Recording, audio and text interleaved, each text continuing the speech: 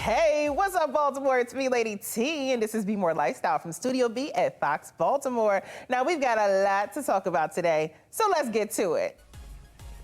All right, so meteorologist Amy Aaronson is here with us, along with Terra Reeves and Doug Eldridge with DLE Agency and Achilles PR. Hello, good morning, you guys. Good morning.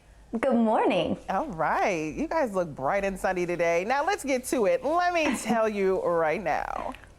So Google searches for mental health terms skyrocketed since the start of the COVID-19 pandemic.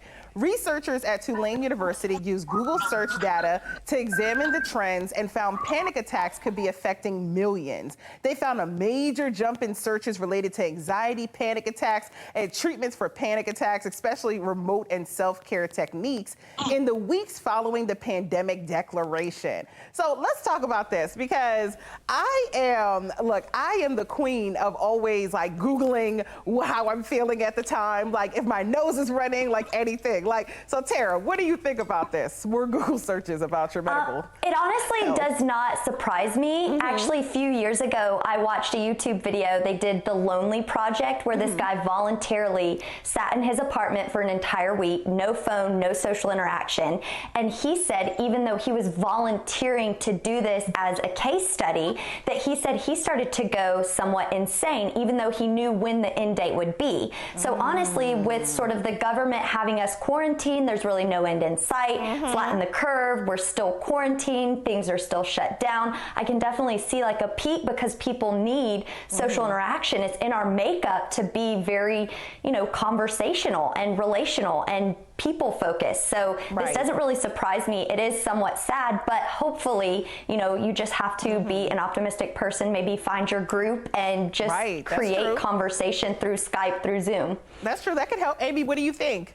Yeah, I agree with Tara. I think when people have almost too much time on their hands and they're just stuck in their own homes, they get to Googling, and I could see that be a major concern. Plus, there's a lot to worry about. People are scared to get COVID or, symptoms related to that, and that could cause people to go into a panic state of mind. That's true. So, yeah, it makes sense. That's true. That's true. Doug, what do you think? I think a river cuts through rock not because of its strength, but because of its persistence. And for a lot of Americans, for the last 6 months, that's been exactly the situation, this unyielding, unwielding pressure that's just wearing you down and breaking down and cutting through you. And that's not just the sentiment. I think the science really backs that. I looked at a variety of studies from Rand to Nielsen and others, and you're starting to see it from a statistical standpoint. Alcohol consumption is up 54%. Online alcohol sales is up 500%. Excessive drinking among women is defined by 4 more drinks in a short period of time, up 41%, but also correlates to relationships. Divorce rates are up 34% from this time last year. And that's not the end of it. This most assuredly has a resounding presence, and it's certainly a very scary and unfortunate reality for a lot of us. We always see the joke about the quarantine 15 or the outward things that we can see, but it's the internal and inward damage that often rears its head the last. So I think it's very, very real. Right. Well, don't judge me, Doug. I'm part of that 41%. Okay. So don't judge me. Okay. All right. Up next, there are 80 days until Christmas, and there's a tradition growing in popularity: a succulent tree. The plants are arranged in a way where it takes the shape of a Christmas tree. This decor isn't really new. Some experiments date back to 2016. So are you guys buying this succulent Christmas tree anytime soon? Amy, tell me. I gotta hear it. No, I want a real tree. I love a real tree. A big real tree makes your place smell so good. Yeah, I'm gonna be going to a tree farm. Okay, you're going to a tree farm. Okay. So you don't want this kale tree? Tara, please tell me you want the kale spinach tree. Whatever mix that is. Listen, Lady T, it's for the gram. I'm with Amy. We're going to the tree farm. I'm very traditional.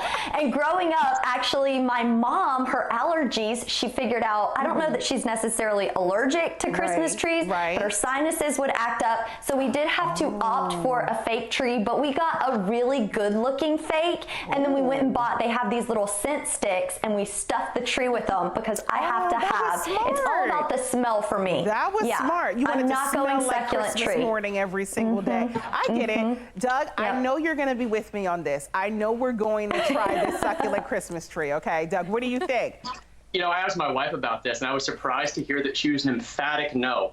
But for the gal that we're talking about going to the tree farm, let me give you fair warning. My wife and I went a couple of years ago before our son was born, and when you're in the field, there's no frame of reference for how big the tree is. We cut down the perfect tree, threw it on top of the rover, got it home, and it was like a Chevy Chase National Lampoon's movie. It filled the room. I'm creeping around the edge of the walls just to get to the door. Right. Be careful the tree that you cut down. They're bigger than they look. That's true. Okay, well, we'll be careful. Up next, now we want you to tell it, what kind of Christmas tree do you plan to buy this season? Succulent, fir, spruce, or do you have a fake one? Head to foxbaltimore.com/vote and let us know, or go on the Fox 45 News app under Explore. You're going to be able to find the spot to vote, and at the end of the show, we're going to see what everybody thinks. Up next, the Ravens come back in week 4. The team beat the team from Washington 31-17. Next Sunday, the Ravens will take on the Cincinnati Bengals at 1 o'clock. Right now, the Ravens are the second in the AFC North. The Steelers remain first in the conference. I'm shooting to Doug on this first because if the Ravens did not beat the Washington team, I was going to be hiding. I was going to be hiding under a rock. I was going to be embarrassed. So, Doug, what do you think about the win? What does this mean? Right. Well, there's no such thing as an ugly win. A win is a win. When they lost to the Chiefs, they couldn't ever get back in the game. They couldn't catch up. The win against Washington, they just couldn't have put them away. They couldn't create that distance. But there's a lot of positives to take away here. Number 1, it's a win. Number 2, there were no injuries. Number 3, to our knowledge, there were no COVID positives, which, given this current state of affairs, is significant in its own right. On the statistical side, LaMarvelous was his usual self. He's now the youngest quarterback to reach 5,000 yards passing, 2,000 yards rushing in NFL history. He broke off a 50-yard absolute Madden performance yesterday. Of course, you had the fake punt first down conversion, which is classic Harbaugh. And there are a variety of other things to be happy about. But again, the devil's in the details. And for the Ravens, that's going to mean ironing out the process. How do you meet in the middle between the team you should have put away early and the team that you should have been neck and neck with from the start? And that's where it's going to be moving forward. They certainly have the pieces. They're built for a Super Bowl run. A win is a win. They've got some great things lining up. They don't fly again until November 8th. They don't have any games for the remainder of the season outside of the Eastern Standard Time Zone, which is fantastic. And also the next 2 games before the bye, they're playing the Bengals and the Eagles, both of which should be a win. So okay. Well, we just ran out of time, but can I get a go Ravens from Amy and Tara? Yeah, go Ravens. Doug said it all. Hey, go Ravens. Sorry, That's right. Thank you guys for chatting with me today. Travel a new kind of trail, one that replaces hiking with drinking. We'll tell you how the visit from Harford County Libation Trail works and how you can travel it on your own. And a new show comes to Fox 45. Next, we'll speak with one of the stars and see how it challenges your view of artificial intelligence.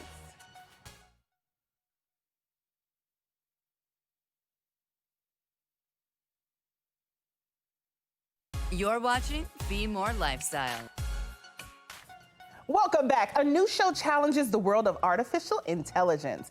Next premieres tomorrow right here on Fox 45. Fox Entertainment is making one of the stars next available via satellite. Welcome, Fernanda Andrade. Thank you for joining us this morning. Thank you so much for having me. All right. Okay, so tell me about this. It's such an interesting concept for a show. Tell me more about it. I want to hear. Next is a fact, and it explores the idea of and then gone rogue. And Chase Slattery's character team up to take this kind of invisible monster on. Okay. So now tell me, did you learn anything while filming for the show?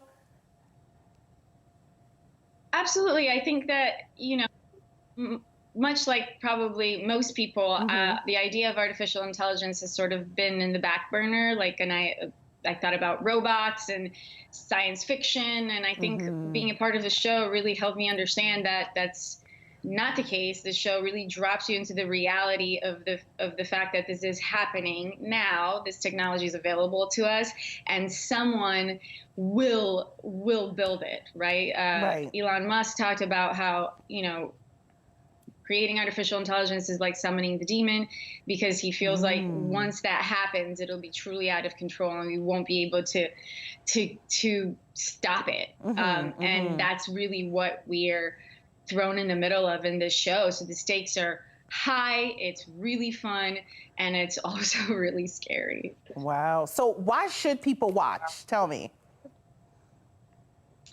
It's, you know, Manny Coto is the creator, and he worked on 24, and it really has that fast-paced thriller feeling to it.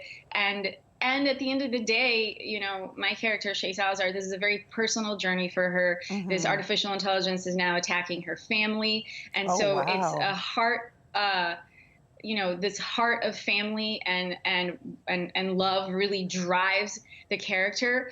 But you also get to see this entire world that is around us, that is happening right now, come to life. And I think it's an awareness that is necessary for us to have if we're going to do anything about it. Wow. So Fernanda, thank you so much. We cannot wait to join you in watching the show. It starts tomorrow night at 9 right here on Fox 45. A new season of Hot Bench is happening right now. The big stories that will come before the judges this season.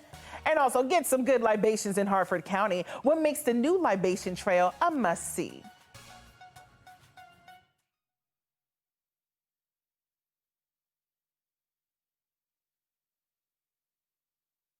This is BMORE Lifestyle.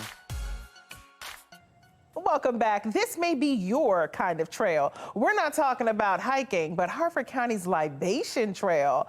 Greg Bizzuto is the executive director of Visit Harford. He's at the Harford Winery right now. Hello, how are you? I'm great. How are you? Doing good. Thank you for joining us. Now, tell me, what is a libation trail? So Harford County has, recently we just opened up our 6th microbrewery, craft brewery. We have 3 wonderful vineyards and a couple distilleries. So it was something fun to put together. We're trying to help small businesses in this time. So we just put together a libation trail, and people can find it in numerous ways, either on our website or download our app and go to visit our libation trail. Okay, so tell me, how many breweries, wineries, or distilleries are involved? So we have 10 locations altogether. So it is 6 breweries, the 3 wineries, and distillery. And there's actually 2 distilleries because one of the wineries also distills. And I'm at Harford Vineyard and Winery, where they are just implementing some new UVC lights, which will take care of the COVID virus. Oh, okay. So what else is happening on the libation trail that we should know about? So if you go, we certainly ask you to drink responsibly and, take your time in doing this. But if you use our app, and it's the Destination Harford app, which is free in your app store, and you can go, and when you're there, you can do a GPS check-in. And when you get to 5 check-ins, you win a prize. And then at 10 check-ins, if you visit all 10, then you get a much bigger prize. So we're encouraging people to get out and support these local businesses. Oh, cool. Hopefully the prize is a big bottle. Do you need tickets to attend this? And where can we find more info? Do we need tickets? No tickets required. This is absolutely free. We're just asking you to go out. To find locations, you can go to visitharford.com, or like I said, you can download our app. And we are going to also be putting printed trail maps at each location. So if you're here, please come on out and support and, enjoy. All right, Greg, thanks for the info this morning. We can't wait to get on that trail. Come on out. All right. Now, the leaves are turning all kinds of different colors today. Meteorologist Amy Aaronson is sharing some stunning pictures this morning. Hey, Amy girl. Hey, Tiff. Yeah, I'm noticing some leaves starting to change around me, but where we're seeing the best fall foliage so far is to our north and to our west. So I have some pictures of that pulled up. We're going to start off actually up in north central Pennsylvania. You can see the trees look beautiful there. We see those vibrant reds and oranges already showing up. I've got another image from Deep Creek. So just off to our west. You'll notice still a lot of green, but I am seeing some trees there that are now covered in orange and red. And we're going to see more and more of that as we head over the next couple of weeks. So as we head through fall, we see less green on those trees and more of the pretty colors. That's as the chlorophyll gets cut off. So as that gets cut off, what happens is some of the tree leaves natural pigment shines through, and that's the yellow, oranges, and reds. So here's your fall foliage outlook right now. Shows patchy conditions across central parts of our state. We are seeing colors peak and actually past peak already as you travel westward out towards western parts of the state. If you're wondering, when are our colors going to peak? We've got to wait a couple more weeks. So here's a look at that forecast. It looks like our colors will peak as we head through late October. October 19th through the 26th is when you can see some more vibrant colors here locally. Now it is looking like fall today. Here's a look at where our numbers are going. I've got bushels of apples behind us because it is perfect apple picking weather. We are seeing clouds give way to sun, and that's going to help our numbers warm right to where they should be. That brings us into the upper 60s today. Remember, our average high is 71, so we'll end up right around that this afternoon. Now let's head to the tropics because things are pretty quiet here for the next several days. We're just tracking a warming trend, but we do have a lot of activity to talk about. Remember, the Atlantic hurricane season actually continues until November 30th. We're now tracking Tropical Storm Gamma. Fortunately, this should not be an impact for us as that actually just spins off to the south and west. That will continue to spread some heavy rain into parts of Mexico. Now, what could be a concern for us is Tropical Storm Delta, newly formed today. That's expected to travel into the Gulf and actually rapidly strengthen into a hurricane, Category 1, possibly Category 2. And then if you follow that cone along, you'll notice a potential landfall along the Gulf Coast, anywhere from eastern Texas to the Florida Panhandle. And then some of that remnant moisture could actually spread our direction. So take a look at where these forecast models take this system. They head right towards Maryland as we near the weekend. So here's a look at how that works out in your full 10-day forecast. Warming trend this week, we're near 80 on Wednesday, briefly cool down Thursday and Friday, and then we throw in that risk for rain. I think right now it's looking like late Saturday through early Sunday. Back to you. Every day at 2 and 2:30 on Fox 45, a 3-judge bench seeks justice by arguing the merits of cases amongst themselves and coming to a verdict. Hot Bench is entering its 7th season, and today we're talking to judges Patricia Domingo, Tanya Acker, and Michael Carrero.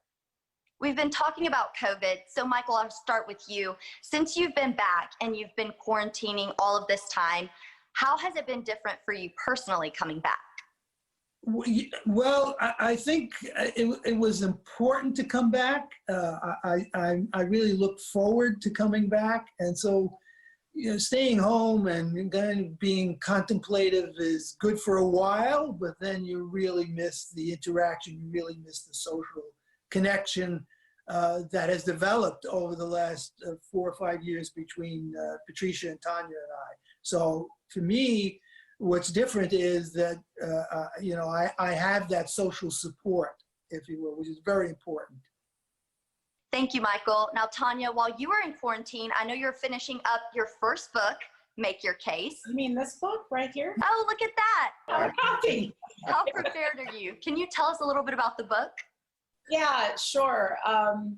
It's really intended just to give people who are not familiar with the court system a little bit of a primer about what court really can be like. One of the things that I've noticed on the 7 seasons of the show, and even in my litigation practice prior to that, is that people can show up to court and they can find themselves in a legal proceeding. That's why I think really people have to think very hard about civil litigation. It is a weapon in and of itself, and you got to show up to the fight armed with at least knowledge, because there are some darts and bullets that you just won't be able to avoid, but you can be better prepared for them. And very quickly, last, we may get to hear about some of these cases. Patricia, tell us about the case you have coming up that sounds pretty wild. It certainly is, and it's all about a Lyft driver who took the plaintiff on what became a wild ride in his life. So the plaintiff is a blind pastor. He first meets the defendant when she gives him a ride. She's a Lyft driver. Ultimately, she becomes his personal Lyft driver. Then she convinces him to let her become his live-in nurse. The bottom line here is someone's being taken for a ride. Did she take him for a ride, or is he trying to take us for a ride with his story? You'll have to see that one.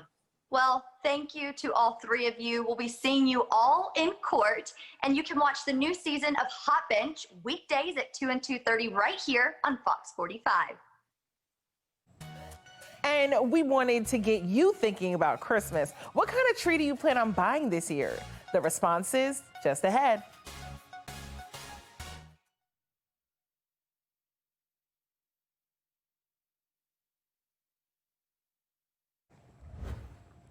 And we wanted you to tell it, what kind of Christmas tree do you plan on buying this season? Succulent, fir, spruce, or do you have a fake one? And here are our results. Okay, it looks like it's between a fake tree and a succulent tree. See, I'm telling you, the succulent tree is in, it's new, it's now. And then you can eat it when it's over. I love it. I love it. Well, thank you guys for weighing in.